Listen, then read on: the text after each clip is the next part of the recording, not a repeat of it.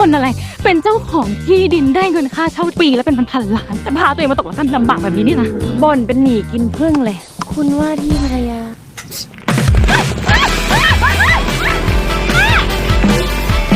เราสองคนจะเป็นแค่ว่าที่คู่แต่งงานกันไปก่อนอย่ามาคิดทำอะไรอกุศลกับฉันเด็ดขาดฉันเป็นมวยนะขอบอกจ้ากลัวแล้วจ้ะ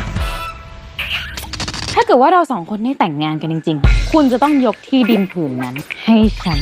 เป็นค่าสินสอดคุณชอบให้ฉันทำแบบนี้เหรอเฮียกำลังคิดว่าหนูสิอยู่ตรงหน้าเฮียอย่าบอกนะว่าเฮียกำลังจะใช่หนูสิก็คิดสิว่าเฮียก็อยู่ตรงนั้นเหมือนกันชอบไหมชอบที่สุดเลยคุณ